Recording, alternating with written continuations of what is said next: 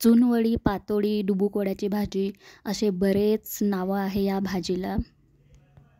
खूप सिंपल आणि खूप टेस्टी लागते ही भाजी.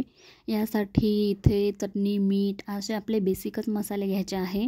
जिरं, धने, खोबरं, भाजलेला कांदा, लसूण, टोमॅटो आपल्या आवडीप्रमाणे बेसिकच मसाले लागतात याला. एका गंजामध्ये थोडंसं तेल टाकलेलं आहे आणि त्यामध्ये जिरं, मोहरी आणि आपण जे कांदा, लसूण वाटून घेतलेला होता ते टाकायचं. त्याच्यानंतर आपले मसाले जे होते ते सिंपल साधे. आणि आता इकडे बेसन घेतलेलं आहे. बेसनामध्ये थोडंसं मीठ आणि तेल टाकायचं आणि त्याला आपण जो रस्सा केलेला आहे पहिले त्या रश्श्यानेच त्याला मळून घ्यायचं. तो रस्सा त्याच्यामध्ये टाकायचा बेसनामध्ये. अशा इथे दाखवल्याप्रमाणे बघा, तो फोडणी जो दिलेला रस्सा होता ना तोच रस्सा याच्यामध्ये टाकायचा. त्यानेच भाजी खूप टेस्टी आणि खूप छान बनते. यानंतर आपण जसं कणिक मळून घेतो तशी याची पण मळून घ्यायचं. याला कणिकेप्रमाणेच मळून घ्यायचं. फक्त थोडंसं घट्टसर मळायचं, एकदम असं लुसलुशीत नाही झालं पाहिजे. बघा इथे दाखवल्याप्रमाणे थोडंसंच मळायचं, जेणेकरून त्याची हातावर अशी पोळी झाली पाहिजे जाड जाड.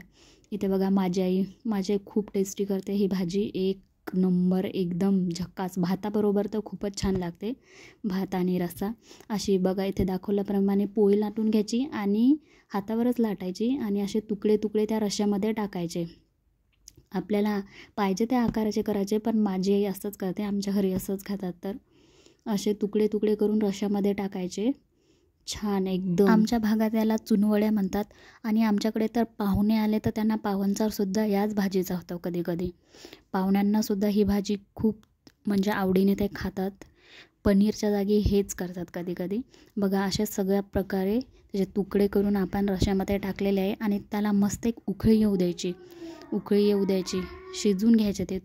आणि भाजीला थोडा घट्टसरपणा येण्यासाठी आपण ज्या ताटामध्ये ते मळलं होतं त्याला धुवून भाजीमध्ये टाकायचं आहे आणि थोडेसे भाजी घट्ट होते त्यासाठी. तुम्ही टाकूही शकता, नाहीतर नाही टाकू शकत, पण थोडासा घट्टपणा येण्यासाठी.